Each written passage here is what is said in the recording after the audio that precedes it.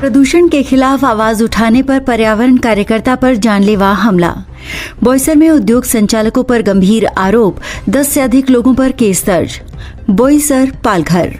महाराष्ट्र के पालघर जिले के बोईसर औद्योगिक क्षेत्र में प्रदूषण के खिलाफ आवाज उठाना एक पर्यावरण कार्यकर्ता को भारी पड़ गया। अवैध रूप से संचालित रासायनिक कारखाने के खिलाफ लगातार शिकायत करने वाले सामाजिक एवं पर्यावरण कार्यकर्ता जीतम राजेंद्र घरत पर जानलेवा हमला किए जाने की गंभीर घटना सामने आई है। इस मामले में उद्योग संचालकों सहित 10 से अधिक लोगों के खिलाफ एफआईआर दर्ज की गई है। प्राप्त जानकारी के अनुसार सारावली ग्राम पंचायत क्षेत्र में स्थित go green Ecotech solution private limited नामक कंपनी पर बिना वैधानिक अनुमति रासायनिक अपशिष्ट के पुनर्चक्रण और प्रदूषण फैलाने के आरोप हैं। इस संबंध में जीतम घरत द्वारा महाराष्ट्र प्रदूषण नियंत्रण मंडल और अन्य विभागों में लगातार शिकायतें की जा रही थी। 11 दिसंबर 2025 को दोपहर करीब 1:45 पर जीतम घरत एमपीसीबी अधिकारी के साथ कारखाने के निरीक्षण हेतु पहुंचे थे। इसी दौरान कंपनी गेट के पास राजेश पाटिल और मुकेश पाटिल सहित अन्य लोगों ने उन्हें गाली गलौज करते हुए बेरहमी से पीटना शुरू कर दिया। आरोप है कि लाठी, डंडों और बांस की छड़ों से करीब आधे घंटे तक मारपीट की गई, जिससे जीतम घरत गंभीर रूप से घायल हो गए। हमले में उनके रिश्तेदार जो वाहन चला रहे थे उन्हें भी पीटा गया।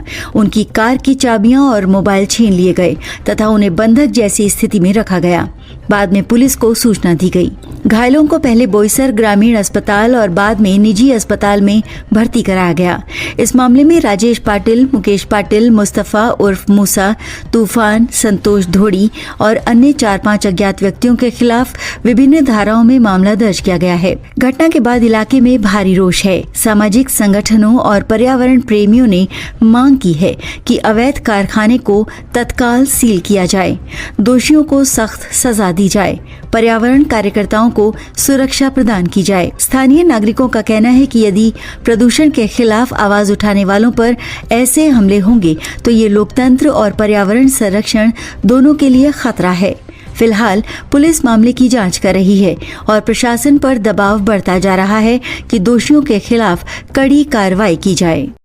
मिस्टर सूरज जो जीतम जी के रिश्तेदार हैं, संबंधी हैं और शिकायतकर्ता की तरफ से खुद शिकायतकर्ता हैं और जिनके साथ हादसा हुआ उनके मित्र हैं, इनका कहना है कि मामले की, इस हाई प्रोफाइल केस की इन्वेस्टिगेशन संगीन धाराओं में हो, संगीन कानून के अंतर्गत हो, क्योंकि ये लोग जिनके खिलाफ मुकदमा है ये मामूली लोग नहीं है।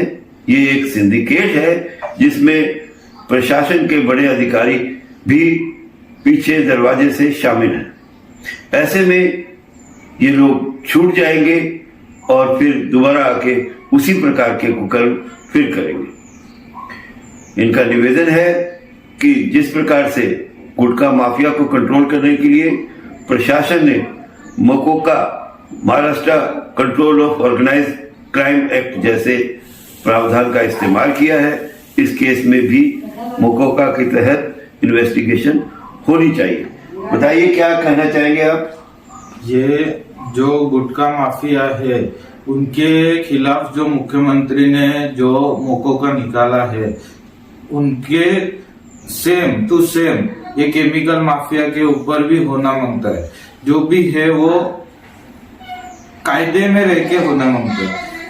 और उन्होंने जो एक चीज मैं बताना भूल गया था कि जो पुलिस प्रशासन है उन्होंने रॉबरी की केस नहीं दर्ज की है। जो मेरे अत्या बहू जीतम घरत के साथ हुआ है, उनका ब्रेसलेट गोल्ड का, बाद में चेन, उनकी 4 व्हीलर होंडाई की ऑरा वो चोरी करके ले लिया और अभी तक पुलिस प्रशासन ने उनके ऊपर रॉबरी का केस नहीं दर्ज किया है, ना कुछ इन्वेस्टिगेशन चालू किया है। वो सिर्फ मुझे फोन कर, अगर मैंने फोन किया तो वो बोल रहे कि आज नहीं, मंडे को देखेंगे। मंडे को फोन किया, नहीं कल एक दिन ऐसा करके ना बढ़ा रहे वो लोग।